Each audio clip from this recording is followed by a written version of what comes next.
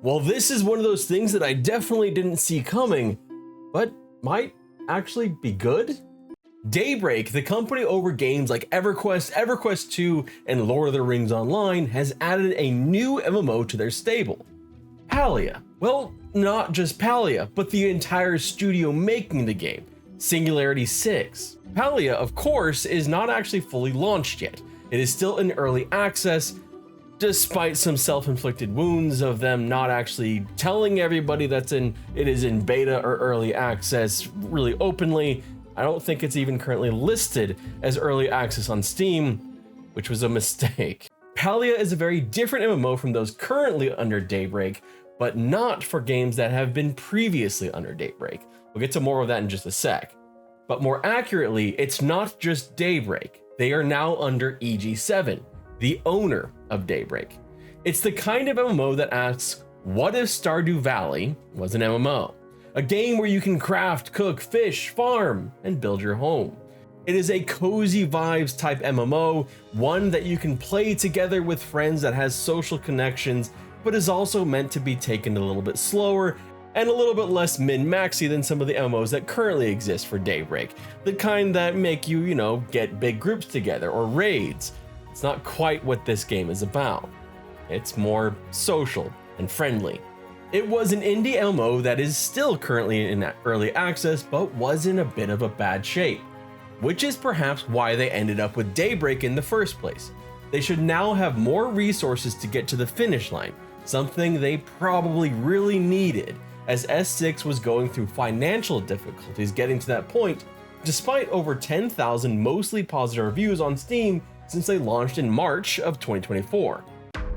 Leading up to this sale to Daybreak, Palia had laid off several employees working on the game. From what I could find over on Massively OP, it looks like they cut the jobs of probably close to half, if not more, of their team last year after they launched it on Steam, including key positions all over the game, devastating their 100-person team. The game was clearly heading in a very rough direction where potentially launch wasn't assured. Getting to 1.0 wasn't an assured thing. So in a lot of ways, this kind of feels like a lifeline to Palia, a game that was struggling that may now have the resources necessary, as long as EG7 sticks with it for a little while, to get the Cozy MMO to 1.0. Time will tell, but with the game now under EG7, we'll get more information, most likely through the rest of the year, from their financial disclosures in Q3 and Q4. But perhaps the most ironic thing of all of this, of Daybreak buying Singularity 6 and getting a cozy MMO like this, is they kinda already had one a while back. They had a game called Free Realms.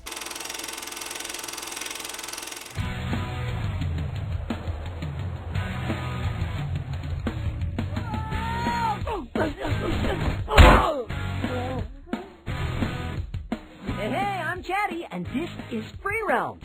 Free Realms is an online virtual world where anything can happen. Just sign up for an account and then you can jump right into the action. Meet up with your friends or make new ones. Be a brawler, ninja, blacksmith, pet trainer, archer, miner, chef, wizard, postman. Pick your favorite or try them all. Race your friends to the finish line or destroy cars in demolition derbies. Think you got combat skills? Now, I tried Free Realms back when it came out. It wasn't for me. It definitely felt like a game that was an audience it was geared towards a much younger audience for them. But it lasted until about 2014. It was one of several MMO closures in 2014 as SOE and then Daybreak had grown to a stable of, well, mostly lower tier MMOs like Clone Wars, or MMOs far past their time like SWG and even Vanguard. They were still trying to salvage EverQuest Next at the time before eventually folding on just about everything. Before SOE was sold off to an asset company, Columbus Nova, and became Daybreak back in 2015, an asset company that was riddled with scandals and seemed to have little interest in any growth in Daybreak. Quite honestly, this was the darkest time for the EverQuest IP, and unknowingly, the Lord of the Rings Online IP as well. Daybreak would go on to lose some key members until a sort of revival happened for Daybreak when they were purchased by EG7 in 2020. At the time, I remember thinking, well, it can't get worse. It can't get any worse than it currently is, because there was even discussions back then at the close like 2018, 2019, that the IP of EverQuest might be sold. Not the game itself, the IP, selling to some company that may or may never do anything with it. And thankfully, EG7 seemed interested in continuing development on the game and doing more.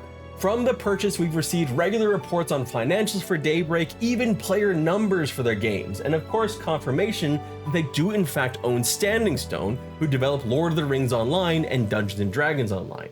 And Standing Stone may actually be one of the studios to look to for how these things will be handled with Palia, as they kind of seem to do their own thing over there.